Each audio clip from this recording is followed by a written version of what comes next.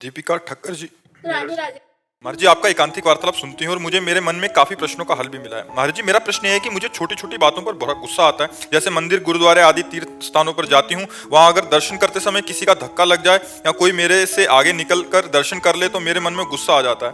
मुझे पता है कि ये बात गलत है, भगवान के स्थान पर सब भगवान रूपी संगत होती है, पर मैं अपने मन को उस समय कंट्रोल नहीं कर पाती और गुस्सा कर देती हूँ। नहीं, गुस्सा आना और गुस्सा प्रकट करना, इन दो में थोड़ा अंतराय होना चाहिए। प्रकट तो नहीं करती, मतलब मैं सामने नहीं हाँ तो कोई बात नहीं, वो मन है, मन में प्रतिकूलता सहन करने की सामर्थ्य नहीं है। अगर नाम जप किया जाए तो प्रतिकूलता सहने की सामर्थ्य आ जाएगी।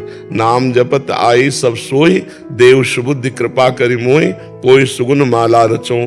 अगर हम नाम जप करें तो हमारे अंदर इतना विवेक जागृत हो जाएगा कि छोटी छोटी बातों में क्या, बड़ी से बड़ी अपमान और प्रतिकूलता की परिस्थिति में भी हम विवेक के द्वारा अपने को बचा लेंगे, क्रोध नहीं करेंगे। क्रोध करने से दूसरे की हानि नहीं होती, अपना ही पुण्य क्षय होता है, अपनी ही मन की आनंद शांति नष्ट होती है। तो हमें लगता है क्रोध क्यों करें।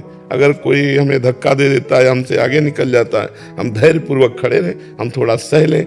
ये तो बढ़िया बात है जो आपने कहा, सब संगत भगवत स्वरूप है।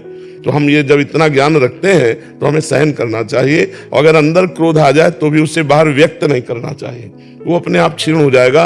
अंदर आए हुए क्रोध से विशेष हानि नहीं, जब तक वो क्रिया रूप में परिणित ना हो जाए। तो अंदर ही अंदर वो बात खत्म हो गई, ना उसका पाप लगेगा और ना कोई नवीन कर्म बना। लेकिन अंदर आया और हमने क्रिया कर दी, अब वो अपराध बन जाएगा। इसलिए सावधान रहे। अगर क्रोध को विवेक के द्वारा शांत कर पाए तो बहुत अच्छा है, न शांत कर पाए तो क्रिया रूप में ना आने दें, उसे अंदर ही अंदर वो अपने आप थोड़ी देर रहेगा, फिर शांत हो जाएगा। और जिस समय क्रोध आए उस समय नाम जप जरूर करना चाहिए, क्योंकि क्रोध को अग्नि कहा गया है और नाम जप बड़ा शीतल जल की तरह उसे शांत कर देगा। काम क्रोधादि अग्नियां हैं, यदि भगवान नाम लिया जाए, प्रियाजू का नाम लिया जाए, श्री जी के चरणों का चिंतन किया जाए तो निश्चित शांति प्राप्त हो जाएगी। श्री जी के चरण बड़े शीतल है।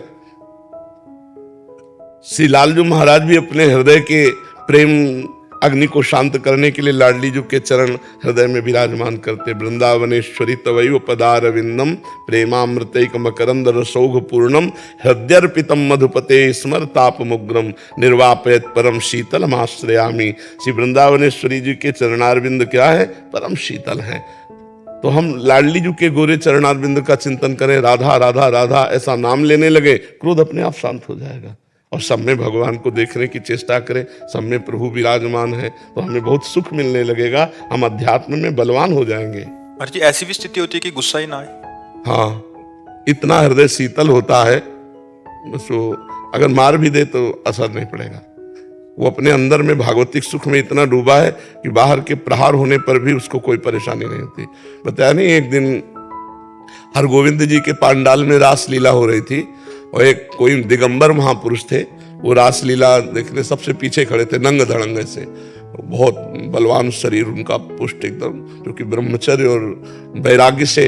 तो वो रासलीला देख रहे थे ना, में कोई एक पैंट शर्ट बूट पहने हुए आदमी आया, पता नहीं उसका दिमाग में क्या प्रारब्ध प्रेरित था या क्या, वो आया पीछे से एक लात मारा, तो एकदम वो ऐसे झुके, फिर खड़े हो गए, पीछे मुड़ के नहीं देखा, 3-4 लात वो जूता पहने सहित मार। वो बस ऐसे नेत्रों से प्रिया प्रीतम को प्रणाम मुड़ के चल दिए।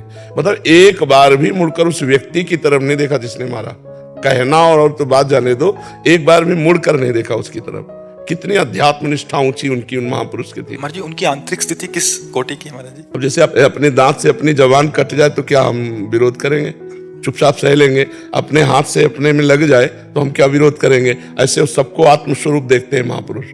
द्वैत खत्म हो चुका है, तो इसलिए इस शरीर से इसको पीड़ा पहुंचे, इसका प्रारब्ध था, बस सह लिया। और साधक को काटना पड़ता है, साधक को काटना पड़ता है कि सब में भगवान है, हमारा कोई प्रारब्ध कर्म था, चुपचाप सह लो। अगर हम बोलते हैं तो नया कर्म बनता है, हमारा परमार्थ छूटता है, इसलिए वो सहन। और ऐसे ही करते करते अगर सहते सहते ये भाव दृढ़ हो, स्थिति आ जाएगी। स्थिति, और अभी जैसे साधक में स्थिति नहीं है, वो विवेक के द्वारा उसे संभालता है, लेकिन स्थित प्रज्ञ पुरुष को संभालना नहीं पड़ता, वो स्वाभाविक होता है। जैसे अपने हाथ से कुछ डंडा लग जाए, कुछ लग जाए, तो हम किसी का, अपने गिर पड़े, अपने चोट लग गई, तो हम किसको कहते हैं?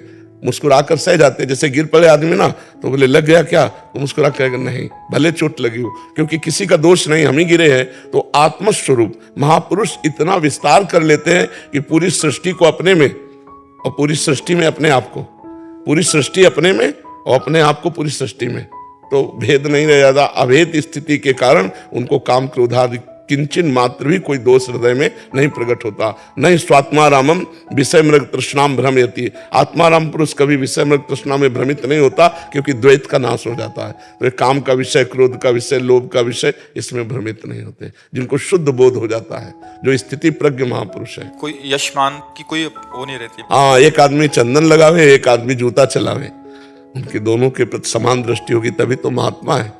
शत्रु मित्र समझान, सेवक जी महाराज करे, शत्रु मित्र समझान, मान मान अपमान सम, दुख सुख लाभ न हानि। ये जो कृपा हरिवंश की, दुख सुख में, शत्रु मित्र में, लाभ हानि में, जय पराजय में जिसका समान भाव है, वो हरिवंश का कृपा पात्र है। सेवक जी महाराज कहते हैं।